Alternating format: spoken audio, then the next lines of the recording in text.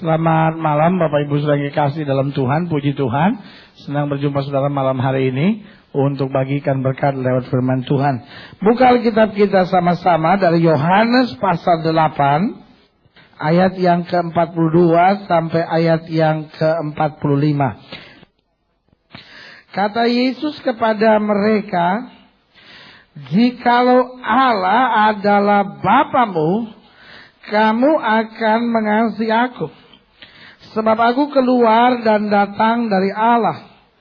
Dan aku datang bukan atas kehendakku sendiri, melainkan Dialah yang mengutus aku.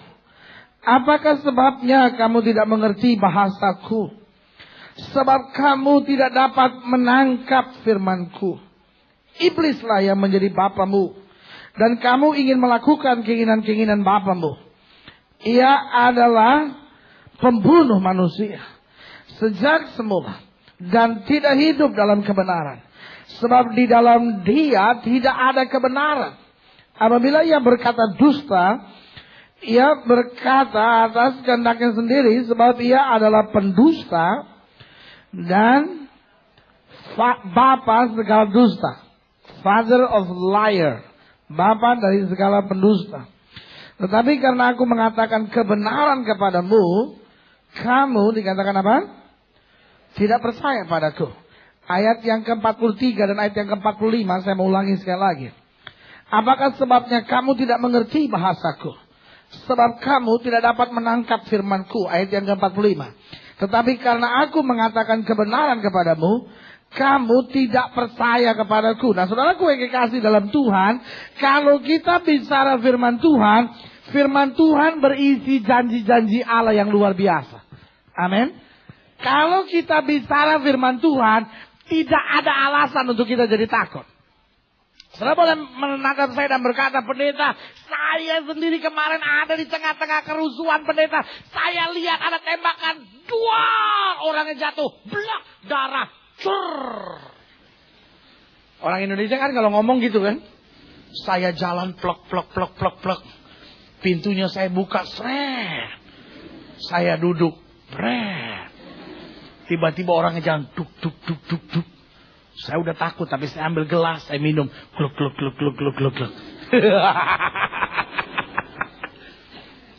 Saya boleh menatap saya dan bilang, "Pendeta, apa pendeta nggak tahu apa yang terjadi hari-hari ini? Apa pendeta nggak mengerti apa yang sedang berlangsung hari-hari ini? Situasi politik yang sedang terjadi, keadaan ekonomi yang tidak menentu kembali, keadaan moneter yang sama sekali tidak punya kepastian."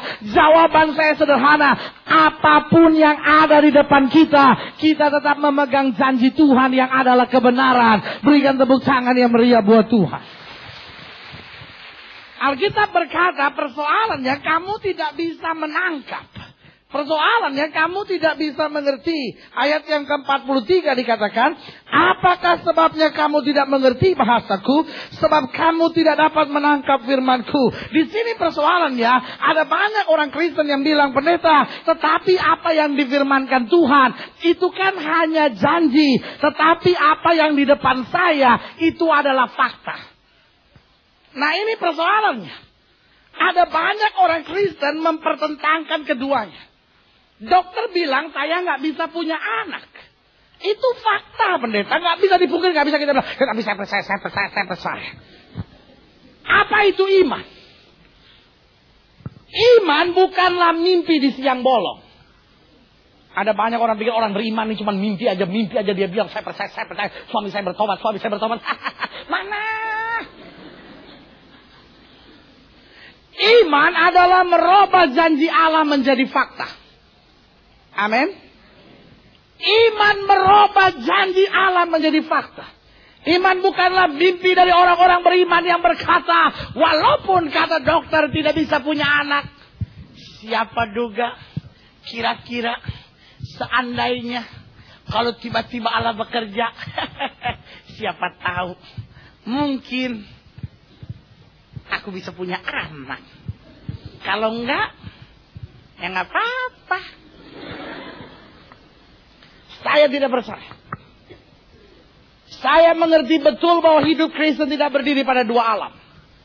Ada banyak orang yang akhirnya jadi stres dan dia pikir hidup Kristen itu seperti berdiri dua alam, pendeta. Di satu sisi kalau saya ada di gereja, saya dengar para pendeta berkhotbah, kayaknya enak bener, kayaknya indah bener. Rumah tangga dapat dipulihkan, ekonomi dapat diberkati, kehidupan kita dijaga dan dilindungi, anak-anak kita diberkati, suami dapat dirubah, anak-anak dapat dijaga dari yang jahat, pekerjaan akan diluaskan, mujizat akan terjadi.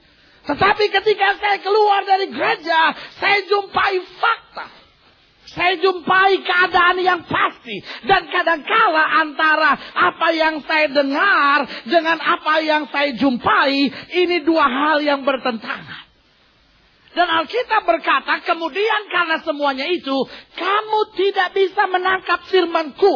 Kamu tidak bisa percaya. Kamu tidak bisa mengerti. Alkitab memberi jalan keluarnya. Bukan karena kita hidup di dua dunia. Tetapi karena setan menipu kita. Saudara mengerti mau saya? Setan menipu kita. Mungkin saudara menatap saya dan berkata, saya tidak percaya setan ada. Jawaban saya, setan ada. Setan punya kuasa? Yap, setan punya kuasa. Tapi saya mau ingatkan buat saudara. Orang percaya diberi kuasa untuk menginjak setan di dalam nama Yesus. Berikan tepuk tangan ya mereka. Apa yang setan tipu kita, sehingga olehnya kita tidak mengerti rencana Allah. Apa yang setan tipu kita, sehingga kita tidak memahami janji Allah. Apa yang setan tipu buat kita, sehingga kita tidak bisa hidup dalam kemenangan dan kebenaran. Saya catat di sini, saya jumpai minimal ada 4 hal penting. Apa yang setan tipu kita? Yang pertama, iblis sebagai bapa segala pendusta itu, kan di ayat yang ke-44 sudah dikatakan, iblislah yang menjadi bapamu dan kamu ingin melakukan keinginan-keinginan bapamu. Ia adalah pembunuh manusia sejak semula dan tidak hidup dalam kebenaran, sebab di dalam dia dikatakan apa? There is no truth, tidak ada kebenaran. Apabila ia berkata dusta, ia berkata sekehendak sendiri, sebab ia adalah pendusta dan bapa segala dusta. Saya catat di sini yang pertama, setan berdusta kepada kita tentang kasih Allah. Saya ulangi sekali lagi. Setan berdusta kepada kita tentang kasih Allah. Saya ulangi sekali lagi, setan berdusta kepada kita tentang kasih Allah. Saya ulangi sekali lagi, setan berdusta kepada kita tentang kasih Allah. Sehingga kenapa kadang-kala kita pikir saya tidak bisa lihat mujizat? Kenapa kadang-kala saya pikir bahwa rumah tangga saya tidak mungkin dipulihkan, penyakit saya tidak bisa disembuhkan, karena setan menipu kita tentang kasih Allah. Sehingga kita pikir kasih Allah itu terbatas. Saudara mengerti mau saya? Ya, orang lain sih bisa ditolong, tetapi rasanya saya ini udah parah sih. Kasih Allah tetap kasih yang tidak terbatas. Amin. Kasih Allah tidak bisa dibatasi oleh apapun. Kita begitu tertipu sehingga kita nggak bisa hidup dalam sukacita. Ada banyak orang Kristen hari-hari ini sudah tidak bisa tertawa lagi. Ada banyak orang Kristen hari-hari ini sudah tidak bisa bangun pagi dan bilang, puji Tuhan. Tapi dia bangun pagi, ya Tuhan saya masih hidup. Saya percaya orang Kristen bangun pagi dan segar. Amin. Saya percaya orang Kristen bangun pagi dan bilang, terima kasih Tuhan. Hari ini saya akan kembali rebut kemenangan di dalam kuasa Tuhan. Berikan tepuk tangan. Amin. Setan menipu manusia tentang kasih Allah. Sehingga dia tahu dalam pikiran manusia bahwa kasih Allah itu terbatas. Saya ulangi sekali lagi. Dia tahu dalam pikiran manusia bahwa kasih Allah itu terbatas. Bahwa betul Allah bisa kerjakan mujizat. Tapi betul Allah bisa lakukan perkara besar. Tapi betul Allah masih tetap Tuhan yang melakukan dan menyatakan kemuliaannya. Tetapi sehingga apa yang terjadi sekarang dalam kehidupan kita, kita mulai berpikir, bisakah ini berlaku buat saya? Mungkin buat orang yang berdoa 2 jam 1 hari, itu bisa berlaku. Tapi pendeta, saya baru doa 15 menit kayaknya gatel lah kepala, gatel lah leher. Tiba-tiba telepon bunyi, kring. Tuhan, maaf ya, telepon bunyi. Saya tunggu-tunggu malaikat nggak ada yang angkat. Saya sendiri yang angkat ya. Hello. Oh Lucy. Apa kabar? Oh iya. Lu udah tahu belum? Itu ada yang mau jual tanah, lu mau beli nggak? Murah. Gue udah, lu mau lihat? Udah kita sama-sama aja Tuhan. Maaf nggak bisa lanjutin, ada janjian. Sehingga kita mulai tertuduh dan kita mulai merasa, bagi saya yang masih punya kekurangan, bagi saya yang masih punya kelemahan, kasih Allah adalah kasih terbatas. Bagaimana setan membuat iman kita lemah? Yang pertama dia tuduh kita bahwa kita adalah orang berdosa. Yang pertama dia tuduh kita bahwa kita adalah orang yang tidak layak. Yang pertama dia tuduh kita bahwa iman kita masih belum sempurna. Sehingga kita jadi orang Kristen yang selalu iri lihat orang lain. Dan kita bilang ya orang itu bisa terima mujizat habis imannya udah luar biasa sih. Tapi saya ya masih kelas 2 SD. Ingat, setan menipu manusia bahwa kasih Allah terbatas. Tetapi hari ini kembali saya mau ingatkan. Kasihnya bukanlah kasih yang terbatas. Saudara boleh menatap saya dan berkata, pendeta, masa lalu saya nggak begitu bagus. Saudara boleh menatap saya dan berkata, pendeta, saya belum begitu sempurna. Masihkah saya bisa terima mujizat? Gereja telah menempatkan diri menjadi orang-orang yang tertutup. Sehingga sepertinya untuk menerima mujizat Tuhan begitu besar. Saya pelajari dalam Alkitab. Orang-orang yang terima mujizat Tuhan bukanlah orang-orang yang sempurna. Amin. Tetapi orang-orang yang percaya. Alkitab berkata Bartimius itu buta. Dia berteriak, Yesus anak Daud, kasihanilah aku. Seandainya pendeta sekarang yang mendoakan Bartimius. Mungkin pendeta itu berkata, Bartimius, yang pertama kau harus bayar perpuluhan tiap bulan dulu. 10 bulan lah kira-kira. Baru kemungkinan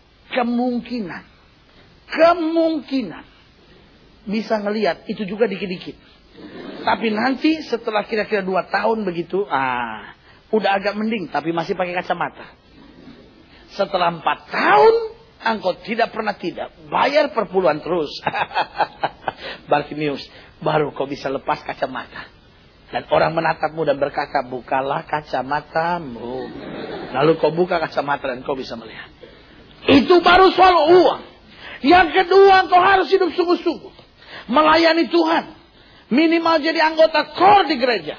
Atau terima tamu. Dan jangan lupa setiap kali orang datang kau harus tersenyum. Jangan pelototin. Sekali aja ada orang yang keluar gara-gara kau pelotot. Bartimius, sorry. Mata buta lagi.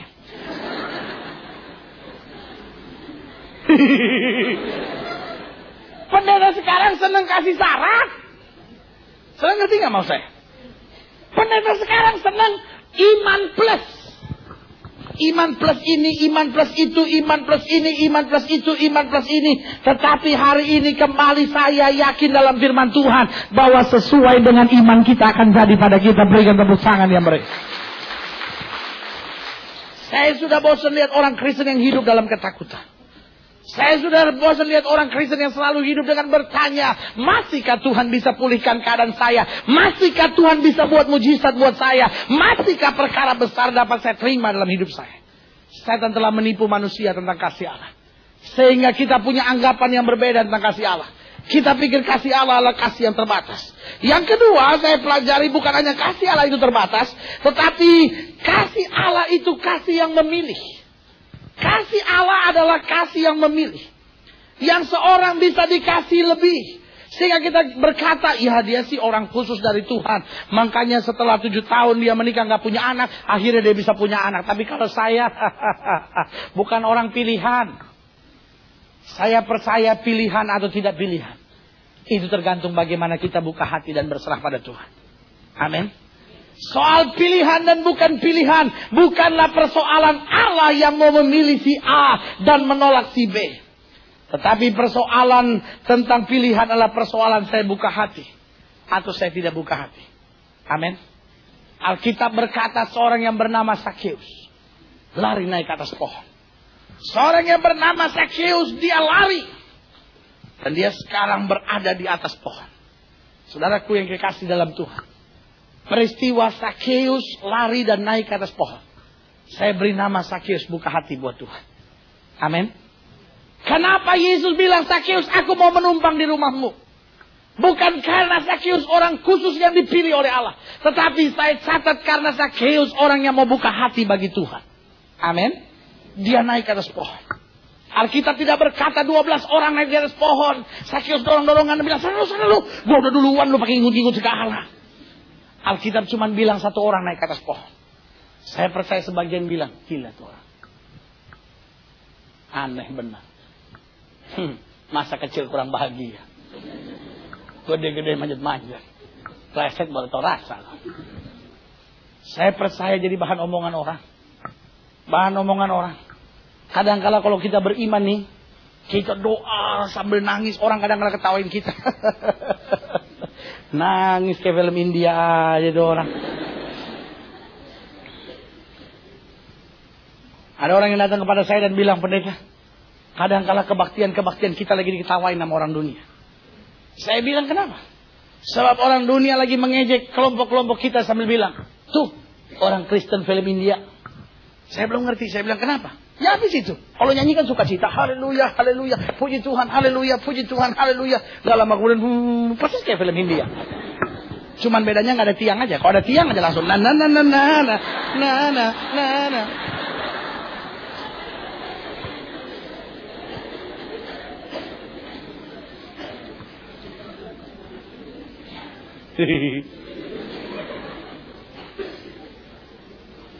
Orang pasti bicara yang buruk juga tentang seorang yang bernama Sakeus. Sebab dia bukan orang miskin ya. Dia bukan orang biasa. Kalau kira-kira sekarang ya dirjen pajak lah gitu. Iya. Antara dirjen pajak atau direktur BI lah gitu. Ya kalau dia sekarang ada di sini ya dia dipanggil juga Komisi 8 saya pikir. Adalah urusannya lah. Ya kan? Kita bersyukur jadi orang biasa saudara-saudara. Gak dipanggil-panggil. Ya kan? Kita cuma hidup setia aja deh sama Tuhan. Saya pikir dulu jadi direktur bank bahagia. Sekarang jadi direktur bank deg-degan. Ya kan? Telepon bunyi. Oh, saya percaya direktur bank hari-hari ini gak berani kali bawa handphone. Kita itu kalau bawa handphone berbunyi kita udah senang banget. Ih ada yang nyariin gua.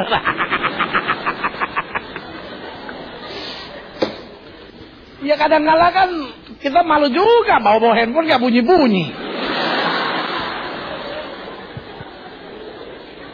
Kita udah jalan sama temen 2 jam belum bunyi-bunyi. Temen bilang udah bayar belum tuh handphone? Jangan-jangan lo beli di lampu merah. Nggak ada isinya, nggak ada apa, cuma belakang gitu. Halo. Tak bunyi kalau ngomong. Ya belum.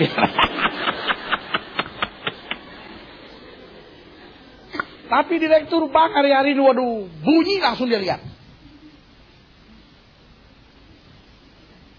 Oh, bini muda gua.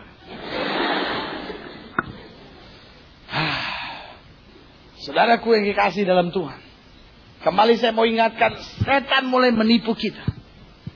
Bahwa kasih Allah itu sepertinya kasih yang memilih. Ini seorang yang namanya Sakeus ini, dia pangkatnya cukup tinggi. Orang yang cukup berpengaruh dalam bidang moneter, tiba-tiba naik ke atas pohon. Kan seperti orang masa kecil kurang bahagia itu. Ada di situ. Yesus lewat. Tiba-tiba Yesus natap ke atas. Saya percaya yang lain, oh, kena lu. Ya kan? Sama seperti di gereja juga begitu. Kalau pendeta bicara agak keras sedikit, ada kena sih. Bustiawan kena nih hari ini. Kena. Nah kalau pendeta lain ngomong keras lagi, Pak Joni kena. Dia nggak pernah kena, ngeles terus dia. Saya percaya nih, Bang. Saya senang banget kalau lihat orang Kristen ketawa. Senang banget hati saya. Coba sudah pikir-pikir. Terakhir kali sudah ketawa kapan?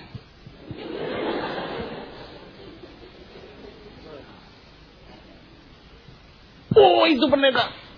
Waktu anak saya di ulang tahun ke-7. Dia tiup lilin. Dia kepleset. Hidungnya ada di kue. Saya jadi geli gitu. Kesian tapi geli.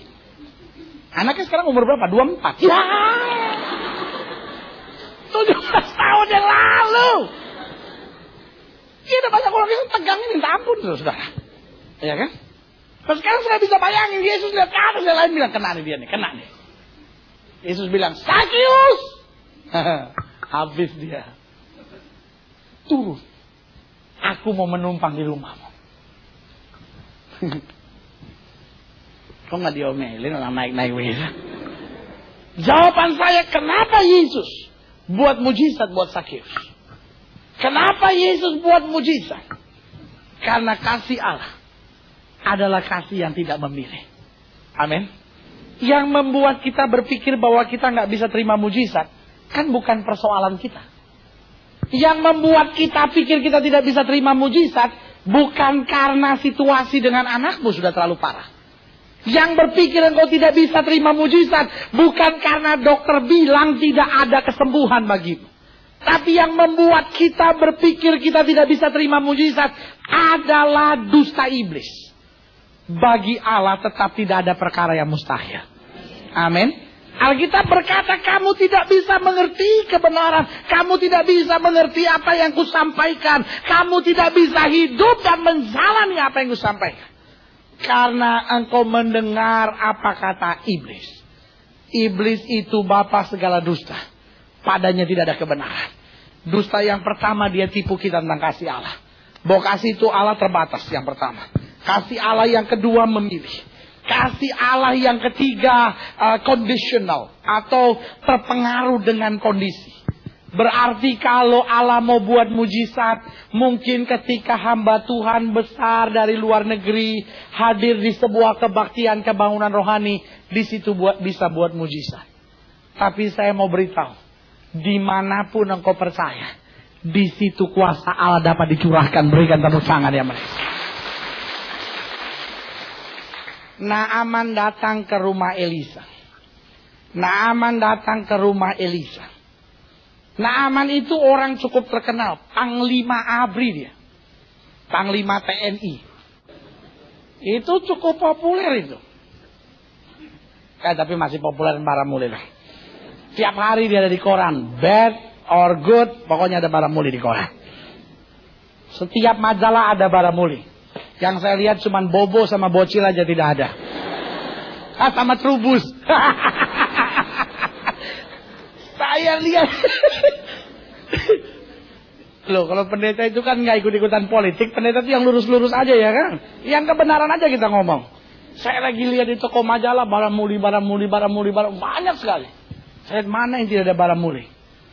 Bobo, Bocil, sama Trubus. Sebab Trubus bonsai, saudara-saudara. Itu khusus untuk yang begituan. Nah, Naaman datang ke rumah Elisa. Lalu apa yang terjadi? Elisa bahkan gak keluar. Elisa mau buktikan bahwa mujizat bukan karena kehebatan seseorang. Amin. Mujizat bukan hanya terjadi waktu seorang hamba Tuhan tumpangkan tangan, goyang-goyang sedikit, lalu orangnya agak goyang juga, dan akhirnya terjadi mujizat. Saya ngerti mau saya? Elisa bilang sama Gehazi bujangnya, beritahu dia, suruh ceburkan diri 7 kali di sungai Yordan. Lalu Gehazi bilang, Pak, Bapak, kata Nabi sibuk, nggak bisa ketemu Bapak. Tapi ada pesan, 7 kali suruh. Saya pikir itu Gehazi mau ngomong juga ketawa kali. Dalam hati Gehazi, gue juga nggak mau disuruh. Lu iya, lu nggak bisa bayangin kan? Gehazi pikir, bos gue kasus juga ini Panglima TNI datang disuruh nyebur di situ. Pikir kerjaan ini bos. Pak, Bapak suruh cebur 7 kali di sungai Yordan. Saya bisa bayangkan, saya percaya nggak pakai selamat siang, nggak pakai selamat malam, nggak pakai apa-apa, dia keluar. Naaman marah sekali. Naaman bilang, sungai-sungai di Damsyik yang bernama Abana dan Farpar jauh lebih baik daripada sungai Yordan itu. Lebih baik aku mandi di sana dan aku juga bisa menjadi tahir. Dia mau bilang, jangankan benam 7 kali, mandi semalam suntuk juga aku masih lebih berani di Abana dan Farpar. Lalu salah satu pegawainya bilang, Tuan, kalau diminta yang lebih susah, bukankah Tuhan mengikutinya? Ini dia persoalannya. Kalau diminta yang lebih susah, saya pelajarin, orang tuh kalau belum percaya Kristus, diminta yang susah-susah sama dukun dikerjain. Lo betul nggak? Dukun tuh nggak pernah minta yang gampang-gampang. Dukun nggak pernah minta yang gampang-gampang. Dia suruh cari telur ayam putih yang telurnya hitam. Iya kan? Dia suruh bercadu segala macam. Coba sudah lihat deh. Orang tuh kalau percaya sama kuasa gelap, sebetulnya disuruh yang susah-susah dia ikut. Saya ngerti mau saya? Sekarang dia bilang, Bapak kan cuma suruh mandi 7 kali di Sungai Yordan. Lalu pertanyaan saya, Sungai Yordan itu yang menyembuhkan? Sungai Yordan itu yang menyembuhkan? Atau 7 kalinya? 1, 2, 3. Kalau sekarang kita ke Sungai Yordan, benam sampai keriput, belum tentu Panu kita sembuh. Iya kan? Dia sakit kusta. Saudara Panu, loh Panu tuh penyakit serius loh. Mau minta tolong sama pendeta kan juga susah kan? Iya kan? Pendeta, tolong doain. Sakit apa? Sakit kulit. Sakit kulitnya apa? Kan malu. Itu membutuhkan kenekatan untuk bilang Panu. Lebih mudah Rudy Ramli ngaku di DPR daripada kita.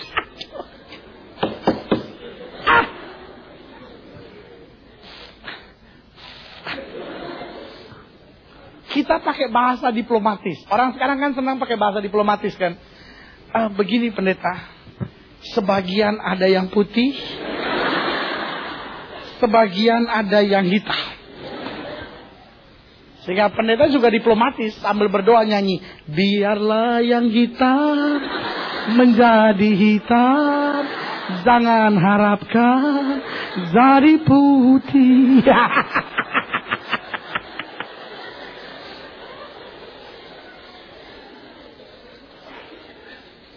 Suruh benam 7 kali. Buat saya itu kan cuma mengajar hal sederhana. Bahwa kalau Tuhan buat mujizat, Allah tidak terkondisi dengan apapun. Asal saja saya mau beriman, asal saja saya mau taat, di kamar tidur saya bisa melihat mujizat Tuhan yang luar biasa. Amin.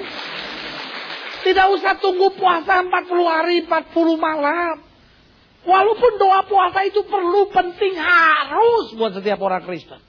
Tetapi saya mau beritahu, waktu mujizat Tuhan terjadi, ketika engkau beriman, ketika engkau taat, ketika engkau sadari kuasa yang ada padamu, ketika engkau dengan iman melawan setiap campur tangan kegelapan dalam hidupmu, maka pada saat itu kita akan lihat kemenangan yang luar biasa dari Allah. Berikan tepuk tangan yang berikan. Hanya sekali lagi saya ulangi, kenapa kita merasa hidup di dua alam? Di satu sisi kita dengar janji, tetapi di sisi yang lain kita lihat kenyataan hidup yang berbeda. Saya mau beritahu itu dusta iblis. Dusta iblis yang pertama, iblis berdusta kepada manusia tentang kasih Allah. Sehingga akhirnya kita punya konsep kasih Allah yang very confusing. Kita punya konsep kasih Allah yang sangat membingungkan. Dan saya khawatir ada banyak orang punya konsep kasih Allah sebetulnya berasal dari pandangan kafir. Dia sebetulnya punya konsep kasih Allah dalam pandangan humanis. Dia sebetulnya punya pandangan konsep kasih Allah dalam pandangan filsafat dunia ini. Tetapi coba saudara lihat penjahat yang di sebelah kanan Yesus itu. Dia bilang, ingatlah akan aku jika engkau berada dalam Firdaus. Yesus bilang, hari ini juga engkau ada bersama dengan aku. Amin. Artinya unconditional love. Kasih yang tanpa syarat. Yesus nggak minta dia banyak-banyak. Yesus nggak interogasi banyak. Yesus nggak bilang, kamu udah hafal berapa lagu rohani nih, saya ajarin yang gampang aja. Bapak terima kasih, kamu udah hafal belum? Begini nih lagunya. Bapak terima Ada lagi yang kasih syarat kalau kita belum bisa bicara bahasa roh, kita nggak mungkin bisa di surga. Karena di surga nanti bicaranya bahasa roh. Ada lagi. Buat saya semua itu perlu, semua itu baik. Tetapi kasih Allah tetap unconditional love. Amin. Petrus boleh gagal, Petrus boleh menyangkal Yesus, Petrus boleh berkata aku tidak kenal engkau. Tapi waktu Yesus menjamah, Yesus menjamahnya sempurna. Berikan tepuk tangan yang beri. Hari ini kembali saya mau ingatkan. Iblis berdusta kepada manusia tentang kasih Allah. Yang kedua saya pelajari. Apa yang iblis berdusta kepada kita? Iblis berdusta kepada manusia tentang konsep sukacita. Iblis berdusta kepada manusia tentang konsep sukacita. Saya ulangi sekali lagi. Kenapa ada banyak orang Kristen merasa seperti hidup di dua alam? Sebab dia merasa kalau ikut Tuhan itu berat. Mesti doa, Tuhan. Kata pendeta pagi-pagi saya mesti doa. Kalau nggak dikutuk, ya saya doalah. Mudah-mudahan nggak datang kutuk. Kamu udah doa nih. Berkat ya. Kita merasa bahwa hidup Kristen tanggung jawabnya dan syarat-syaratnya suka. Tetapi di sisi yang lain kita merasa dunia ini menyenangkan. Sehingga orang mulai beranggapan orang yang berbahagia adalah orang yang bisa mengcombine hal-hal sorgawi dengan hal-hal duniawi. Buat saya itu kan kompromi. Buat saya itu kan kompromi. Yesus berkata dalam Yohanes, saya ingin saudara buka pasal yang ke-14 ayat yang ke-27. Damai sejahtera dikatakan apa? Kutinggalkan bagimu. Damai sejahteraku kuberikan kepadamu. Dan apa yang kuberikan tidak seperti yang diberikan oleh dunia. Janganlah gelisah dan gentar hatimu. Nah ini persoalannya. Ada banyak orang Kristen konsepnya bingung sekali. Dia seperti hidup di dua alam. Sehingga dia bilang kalau saya mau hidup hanya hal-hal rohani saja, rasanya saya nggak bisa diberkati. Kalau saya dagang saya mesti jujur, rasanya sulit saya lihat berkat. Kalau saya bisnis lalu saya harus lurus-lurus, bagaimana saya bisa lihat sukses? Kalau saya anak muda harus hidup dalam kekudusan, mana bisa saya berhasil, karir saya bisa bagus. Semua pasti akan terhambat. Sekali lagi, karena kita merasa kita hidup di dua dunia, setanlah yang menipu kita. Dia menipu kita, dia berdusta kepada kita bahwa sukacita hanya ada di dalam dunia. Sukacita hanya ada di dalam dunia. Sukacita hanya ada di dalam dunia. Tetapi Yesus jelas berkata, damai sejahtera yang kuberikan, tidak yang seperti dunia berikan. Apa artinya tidak seperti dunia berikan? Yang pertama, sukacita dari dunia, sukacita hasil kompromi. Selalu saya bilang sukacita hasil shortcut, sukacita hasil mengambil jalan pintas. Bukankah dunia ini penuh dengan tawaran-tawaran untuk mengambil jalan pintas? Orang dalam dunia bisnis bilang sogok saja. Orang di dalam kehidupan sehari-hari bilang ya kita ambil jalan yang cepat saja. Tapi hari ini kembali saya mau ingatkan. Sukacita dari Tuhan itu sukacita yang kekal. Amin. Bukan sukacita yang sementara. Bukan sukacita yang cuma sesaat. Tetapi kemudian membawa risiko yang terlalu berat.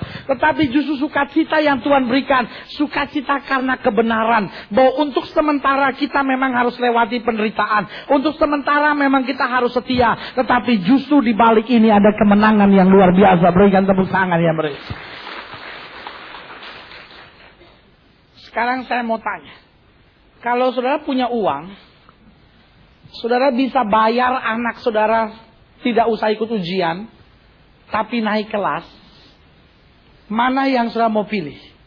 Anak saudara bisa naik kelas tanpa ujian, artinya tanpa keringat, artinya tanpa bersusah payah, dan akhirnya dapat nilai yang paling bagus, mungkin juara sekolah. Atau anak saudara benar-benar belajar, anak saudara benar-benar pinter, anak saudara benar-benar bergumul sampai akhirnya dia juara sekolah. Buat saya, engkau kan akan lebih bangga untuk bilang, saya mungkin bukan orang kaya, Saya mungkin bukan orang berada, tapi saya senang sekali anak saya lulus sebagai yang terbaik di sekolah. Betul? Daripada sudah memiliki segala-galanya, sudah bilang, gurunya gue bayar. Orang mungkin di depan sudah kata, wah iya. Di belakang gila tuh orang. Ya. Hari ini kembali saya mau ingatkan, kenapa sukacita kita sukacita yang kekal? Karena sukacita hasil perjuangan. Amin. Sukacita kita kekal karena sukacita kita hasil kemenangan yang luar biasa dari Allah. Berikan tepuk tangan yang meriah buat Tuhan. Daniel itu masuk gua singa. Saudara, kira-kira bayangan saudara Daniel masuk gua singa itu indah atau tidak indah? Enak atau enggak enak? Kira-kira Daniel masih bisa tertawa enggak waktu mau masuk gua singa? Saya percaya kalaupun dia masih bisa tertawa, saya percaya itu tertawa yang dia harus latih di dalam dirinya. Saya tidak percaya bahwa Daniel masuk gua singa dan bilang, saya masuk nih. Sampai ketemu besok ya, bye. Saya percaya yang ada dalam pikirannya, saya mungkin akan mati sekarang. Yang ada dalam pikirannya, that's it. Inilah akhir perjuangan iman. Mungkin dalam pikirannya, sayalah martir untuk Tuhan. Saya ngerti maksud saya? Mungkin gak ada senyum. Atau mungkin kalau ada senyum, dia paksakan untuk bilang, hai jiwaku, berharaplah kepada Tuhan. Sebab apapun yang terjadi, pasti baik. Saya ngerti maksud saya? Tetapi waktu dia keluar.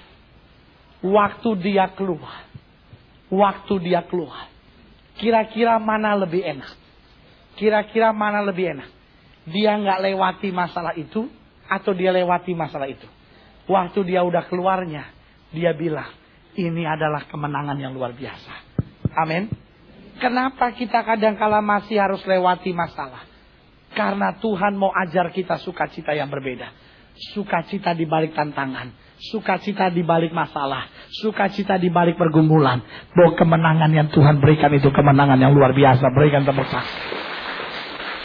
Setan telah berdusta kepada kita bahwa kemenangan kita adalah kemenangan yang sesaat. Setan berdusta kepada kita bahwa kemenangan kita hanyalah kemenangan dari dunia. Setan menipu kita bahwa sukacita kita hanyalah sukacita daging. Tetapi hari ini kita mau bilang, Tuhan, kalau aku mau bersukacita, aku bukan bersukacita buat apa yang aku dapat di dunia ini. Tetapi aku bersukacita untuk segala sesuatu yang Tuhan telah sediakan bagiku. Berikan tepuk tangan yang meriah buat Tuhan. Hal yang ketiga, saya pelajari lebih jauh. Apa yang setan tipu kita? Apa dusta iblis? Sehingga kita merasa seperti hidup dalam dua dunia yang tidak bisa mengalami kemurahan dan anugerah-anugerahnya dalam hidup kita. Yang ketiga, setan berdusta kepada manusia tentang konsep neraka. Ini penting. Setan berdusta kepada manusia tentang konsep neraka. Setan berdusta kepada manusia tentang konsep neraka. Sehingga orang berkata neraka itu tidak pasti. Siapa yang tahu bahwa neraka itu pasti? Sebagian lagi mulai berkata, bukankah neraka itu hanya impian para pendeta untuk memberitahu kepada jemaatnya, hati-hati, engkau harus hidup benar, sebab kalau tidak, neraka. Sehingga orang dunia sebetulnya sedang menertawakan orang Kristen dan berkata neraka itu tidak ada. Ada orang yang bilang sama saya, pendeta, engkau khotbah dengan hal yang sangat bertentangan. Saya bilang, mengapa? Dia bilang begini, karena pendeta, kau bicara tentang kasih Allah. Tetapi pada saat yang bersamaan kau bicara tentang neraka. Itu sesuatu yang tidak mungkin. Kalau Allah mengasihi, maka dia tidak mungkin menciptakan neraka. Ada lagi yang bilang bahwa neraka itu tidak ada. Yang ada hanyalah api penyucian. Bahwa manusia hanya akan sementara di sana untuk disucikan. Tetapi akhir dari segala tujuannya, manusia akan kembali ada di surga. Saya mau beritahu itu semua tipu daya setan. Supaya kita nggak hidup sungguh-sungguh dengan Tuhan. Saudara mengerti maksud saya? Kadangkala orang tinggalkan pelayanan hanya karena disakiti, dikecewakan sedikit. Hanya karena tersinggung dia bisa bilang, udah mulai sekarang saya nggak pelayanan lagi. Hamba Tuhan kelakuannya juga begitu. Sorry ya. Saya kan nggak dapat makan di situ.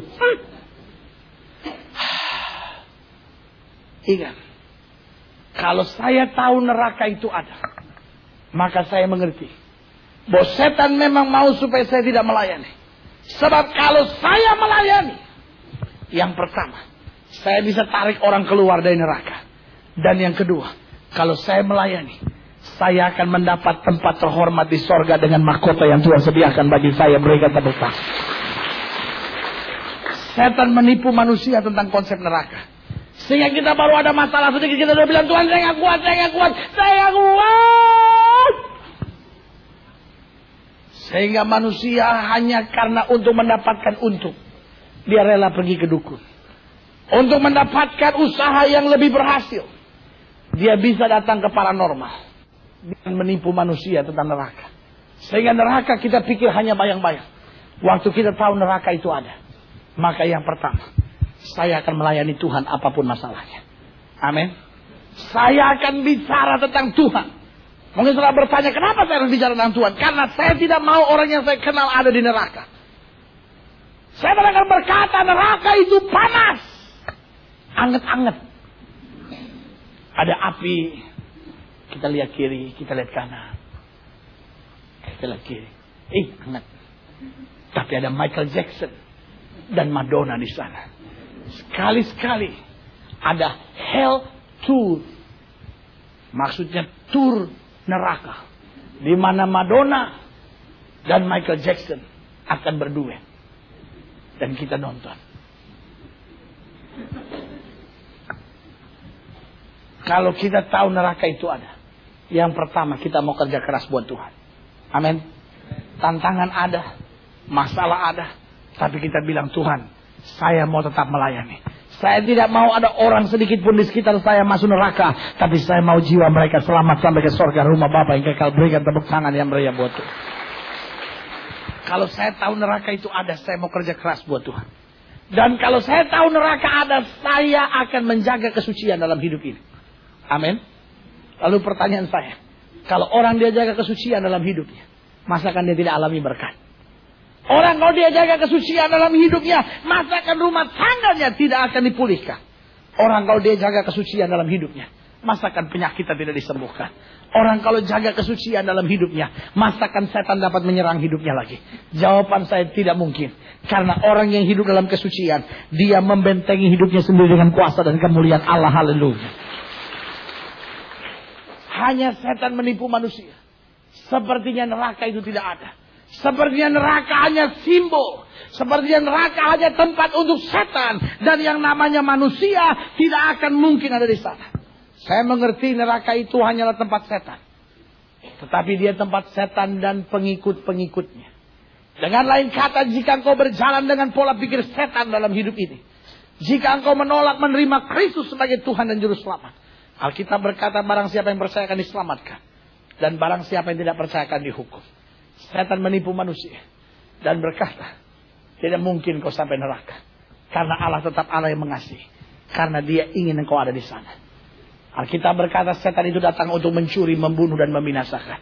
Tetapi Kristus datang untuk memberi domba-dombanya hidup dan hidup berkelimpahan. Amin. Berarti hari ini kita mengerti kenapa kadangkala kekristenan kita hidup seperti di dua dunia. Kenapa kita kadangkala tidak bisa mengerti bahasa sorga. Kenapa kita tidak seringkali bisa mengerti bahasa Allah. Seringkali kita pikir iman sih iman, tetapi kan masalah sedang berat. Percaya sih percaya, tapi kata dokter penyakit saya parah. Oh, serah kepada Tuhan sih serah pada Tuhan, tapi situasi kan lagi tidak memungkinkan seperti ini. Saya mau beritahu, yang membuat engkau hidup seperti di dua dunia seperti itu adalah bapa segala dusta yang bernama iblis itu. Iblis menipu manusia tentang kasih Allah. Iblis menipu manusia tentang konsep sukacita. Iblis menipu manusia tentang konsep neraka. Yang keempat, yang terakhir, saya catat di sini. Setan berdusta kepada manusia tentang kuasa yang kita miliki. Saya ulangi sekali lagi. Setan berdusta kepada manusia tentang kuasa yang kita miliki. Saya ulangi sekali lagi. Setan berdusta kepada manusia tentang kuasa yang kita miliki. Alkitab berkata, seberapa banyak kita yang menerimanya, diberikannya apa? Kuasa. Sama-sama bilang sama saya, kuasa. Sama-sama bilang sama saya, kuasa. Sama-sama bilang sama saya, kuasa. Amin. Siapa yang punya kuasa? Siapa yang punya kuasa? Pendeta. Siapa yang punya kuasa? Sama-sama saya bilang saya. Kok takut-takut? Ayo bilang sama saya. Siapa yang punya kuasa? Amin. Amin. Lihat orang kiri kanan saudara bilang, kamu punya kuasa. Gitu. Ayo. Ayo benar. Saya percaya orang Kristen itu ramah-ramah. Amin. Amin. Kadang-kala orang Kristen di gereja sombong sekali. Senggol. Takut minyak wanginya bercampur air mata duyung. Saya ngerti mau saya? Orang Kristen itu ramah-ramah. Amin. Amin. Ayo lihat kiri kanan saudara bilang kamu punya kuasa. Yang di atas kelihatan. Ayo cepat. Yang di atas pikir gua di sini. Emangnya pemain cadangan. Udah. Saya bilang apa sama sebelah saudara? Terus dia senang dia. Udah nggak bisa tidur 2 hari karena utangnya belum kebayar. Sudah bilang sama dia, kamu punya kuasa dia. Tapi tunggu habis kebaktian. Jangan belum habis kebaktian langsung sudah bisa tidur. Oh terima kasih Tuhan, berkat sudah mengalirkan saya bisa tidur. Ada orang yang bilang, aduh puji Tuhan baik luar biasa. Saya ada 3 hari nggak bisa tidur, tetapi waktu saya masuk kebaktian langsung firman Tuhan disampaikan saya ketiduran. Dengernya sih enak, tapi hati kecewa juga gitu saudara. Ya kan? Udah sudah bilang sama dia. Udah, amin. Sekarang colek dia lagi. Bilang, saya juga punya.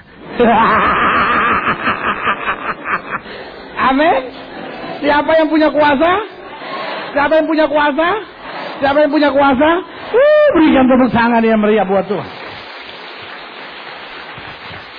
Setan menipu manusia, setan berdusta kepada manusia bahwa yang hanya punya kuasa cuma Yesus. Sehingga setiap kali setan menyerang kita bilang, itu setan. Yesus tidak akan melangkah turun dari sorga untuk bebaskan kita dari setan. Sebab dia udah buat itu 2000 tahun yang lalu. Amin.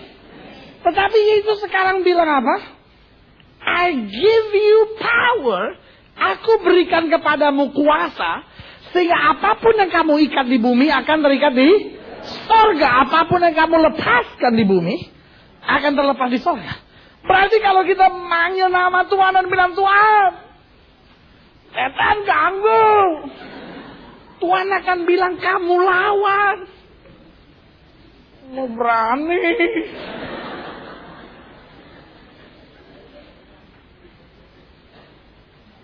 Setan menipu manusia. Sehingga kita berpikir yang hanya punya kuasa adalah Yesus. Tapi Alkitab bilang, jika kamu di dalam aku, dan firmanku tinggal di dalam kamu, minta apa saja maka aku akan memberikannya kepadamu. Berikan tepuk tangan. Siapa yang punya kuasa? Jadi kalau saudara lihat masalah, ingat, saya punya kuasa. Kalau saudara lihat masalah dalam rumah tangga sudah nggak selesai-selesai, ingat, saya punya kuasa. Runtuhkan segala iblis yang mau mengikat anak saya dengan hal-hal jahat, saya patahkan dalam nama Yesus. Kalau dia masih ganggu lagi, bilang saya perintahkan dalam nama Yesus. Keluar. Dia masih belum mau ganggu, masih ganggu lagi, bilang setan, saya perintahkan dalam nama Yesus keluar. Dan waktu setan tahu, kita berdiri teguh, dia pasti lari. Amin. Setan kadang-kala dia mau ganggu kita. Kita bilang, setan aku perintahkan keluar. Karena mereka mau keluar. Terus kita, setan, aku perintahkan keluar. Dia nggak mau keluar. Ya terserah kalau nggak mau keluar. You have the power. Setan itu licik. Jangan saudara pikir setan itu anak manis. Yang saudara bilang keluar, iya deh. No. Setan bukan anak manis. Ada saudara yang bilang, kenapa ya pendeta saya udah usir setannya belum keluar. Jawaban saya, tetap dengan iman yang teguh, lawan dia maka dia akan lari daripadamu. Makanya Alkitab bilang begini, orang yang bertahan sampai kesudahannya, itu yang akan beroleh kemenangannya. Amin. Tapi yang harus engkau yakin, saya sudah punya kuasa. Saudara-saudara yang terikat misalnya dengan merokok, dengan minum, dengan judi, dengan hal yang salah. Lalu kadang-kadang saya bilang, saya udah berkali-kali mau coba, tapi terus saya terikat. Saya mau beritahu sekarang, sadari kuasa yang ada pada saudara. Amin. Setan mau menipu manusia. Dia mau menaruh kesan bahwa yang punya kuasanya Yesus. Tapi Yesus bilang, aku memberikan kuasa itu kepadamu. Setan mau menaruh kesan bahwa, oke lah, bukan cuma Yesus lah. Tetapi hanya orang-orang tertentu saja, orang-orang pilihan Tuhan saja, hamba-hamba Tuhan saja, gembala-gembala sidang saja, para penginjil saja yang punya kuasa. No. You have the power. Engkau punya kuasa. Mulai hari ini, jangan mau tertipu lagi. Mulai hari ini bilang, setan, lepaskan tanganmu dariku. Dan mulai hari ini rebut kemenangan yang besar. Amin. Setan mau buat kita menjadi penakut. Setan mau buat kita jadi orang yang khawatir. Setan mau buat kita orang yang menjadi pesimis dan bilang, ya memang hidup ini berat, tantangan sukar. Tapi hari ini saya mau beritahu, orang yang mengenal Allahnya akan tetap kuat dan bertindak. Berikan tepuk tangan yang mereka. Daniel sudah bilang. Setelah buka Alkitab sudah dalam kitab Daniel. Daniel pasal 11. Mulai ayatnya ke-31. Dikatakan tentaranya akan muncul. Mereka akan menajiskan tempat kudus benteng itu. Menghapuskan korban sehari-hari dan menegakkan kekejian yang membinasakan. Kalau saya tafsirkan sederhana, maka itu akan berbunyi bahwa di akhir zaman akan ada tekanan yang berat kepada orang-orang percaya. Dan akan ada kekejian yang dilakukan di mana-mana. Dan itu yang kita lihat hari-hari ini. Di mana-mana hal dosa sudah dianggap biasa. Di mana-mana aborsi sudah dianggap biasa. Di mana-mana hamil di luar nikah sudah dianggap biasa. Di mana-mana salmon liver sudah dianggap biasa. Di mana-mana homoseks sudah dianggap biasa. Lesbian sudah dianggap biasa. Judi sudah dianggap biasa. Ekstasi, minum mabuk, nyuntik sudah dianggap biasa. Alkitab bilang kekejian yang membinasakan. Ayat 32, dan orang-orang yang berlaku fasik terhadap perjanjian, orang yang nggak bisa pegang kuat imannya, dikatakan akan dibujuknya sampai murtad dengan kata-kata yang licin. Baca sama-sama, 1, 2, 3. Tetapi umat yang mengenal Allahnya akan tetap kuat dan akan bertindak. Umat yang mengenal Allahnya, dengan lain kata apa? Nggak bisa ditipu lagi. Amin. Umat yang mengenal Allahnya. Artinya setiap kali setan mau bilang, kamu gak sanggup hadapin masalah ini. Kita bilang, setan engkau berdusta. Karena aku kenal Allahku. Dan aku tahu bersama dia, aku cakap menanggung segala perkara. Berikan tepuk tangan yang beri. Kita bangkit berdiri. Kita datang pada Tuhan. Haleluya. Tuhan tidak pernah gagal. Tuhan tidak pernah meninggalkan orang yang berharap kepadanya.